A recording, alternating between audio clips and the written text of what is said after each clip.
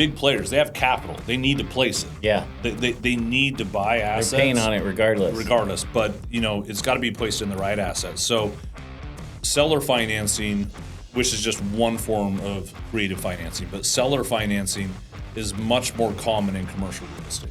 Welcome to Hungry Money, the podcast that digs into the world of commercial deal making. Your host, Christian Cotta, sits down with top experts in commercial real estate. If you have an appetite for investing, this is Hungry Money.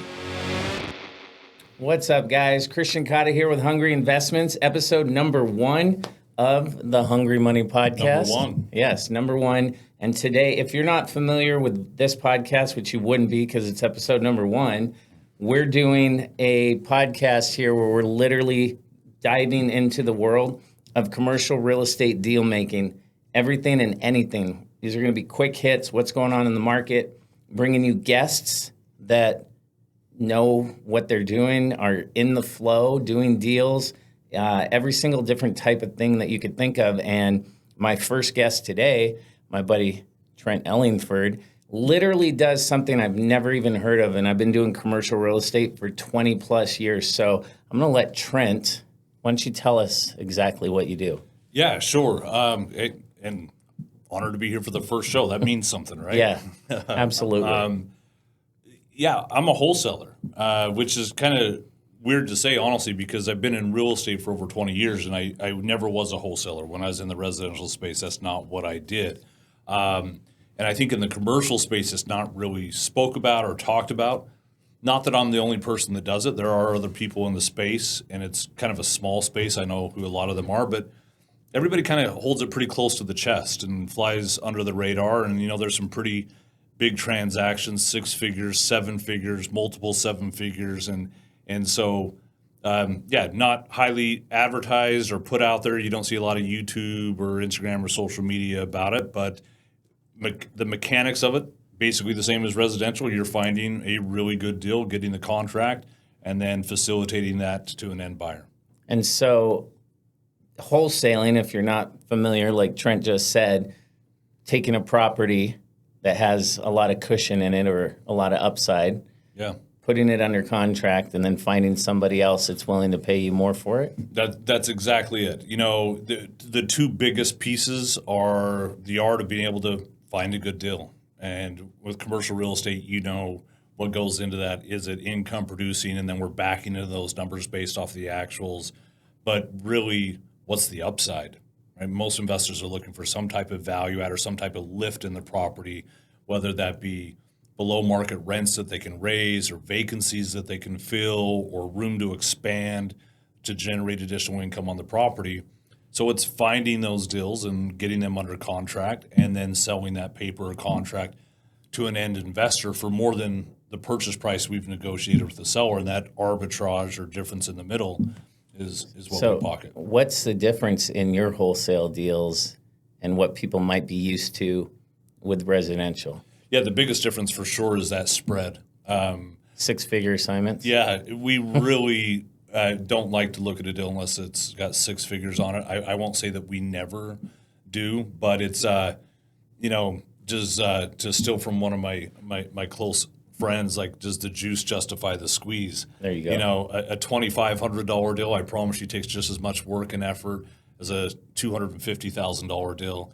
And because of the price points on commercial, it's just much easier to build in those spreads. So we want to talk about what's happening in the market. And obviously the big conversation right now is interest rates keep going up. Financing is harder to get. Qualifying for financing, sellers still want their high prices, but you and I both know interest rates make it so you can't, the income coming in off the property is half, a quarter. So how are you, like right now with interest rates up, what's the biggest thing that you're seeing as far as all the deals that are coming across your plate? Yeah, things haven't slowed down at all for us. In fact, they've actually picked up. But the way we structure deals definitely has shifted a little bit because, you hit it on the nose. Sellers still want yesterday's price. Yep. Right? But as interest rates go up, we start to see cap rates compress a little bit. So not only is the cost of money gone up, like you said, it's more difficult to get. Most banks are wanting a larger percentage down, so they're going to finance less, and they're going to finance that amount at a higher interest rate. But even if all that was the same, it was just the interest rate that was higher. If you could get money at 3% and now it's 7%, and you have to put more cash you got into to the put more deal. cash into that deal, and you're looking at a property, it's just not going to pencil the same. So yeah, the seller wants this price. The cash flow is not going to be there, and so buyers still want to buy. And what's great about commercial too is, like big players, they have capital, they need to place it. Yeah, they need to buy assets. they're paying on it regardless. But it's got to be placed in the right assets. So seller financing, which is just one form of creative financing, but seller financing is much more common in commercial real estate.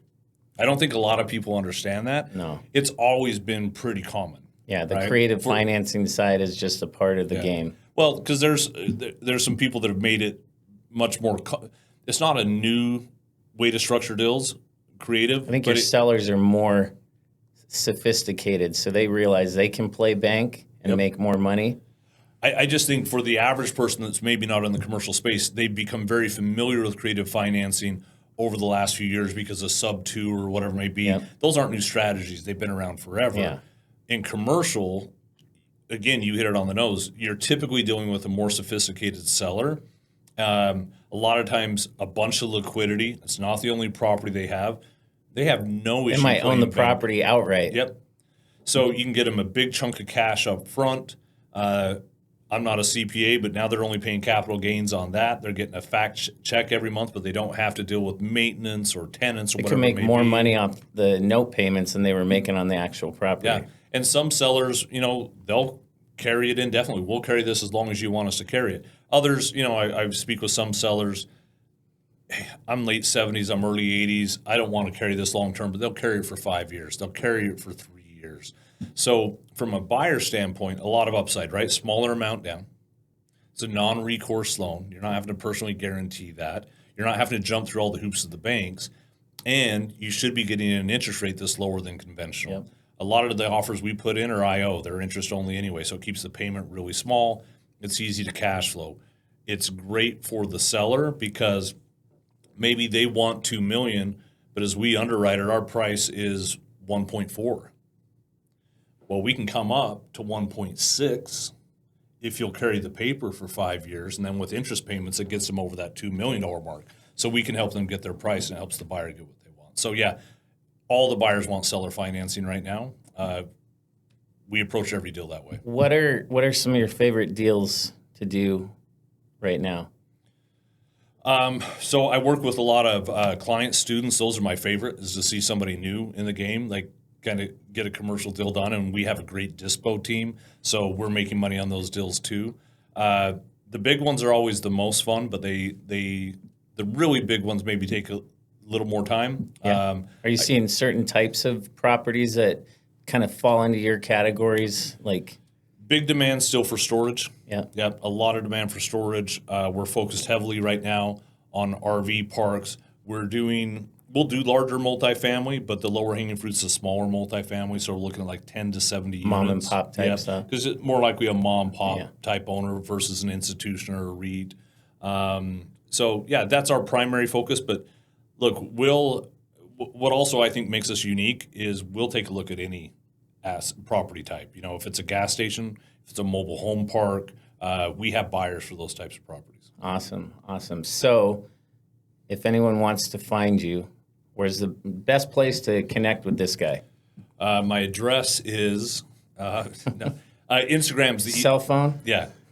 Instagram's the easiest way. It's just my name, Trent, Trent Ellingford.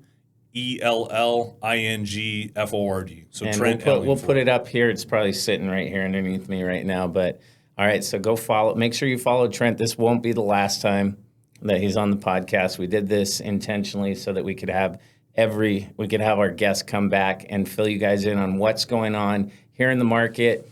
This has been the first episode of Hungry Money. Trent, thank you for jumping on here. Thank you. And if you've got an appetite for investing, everyone eats, Let's dig into the art of deal making here on Hungry Money. See you on the next episode.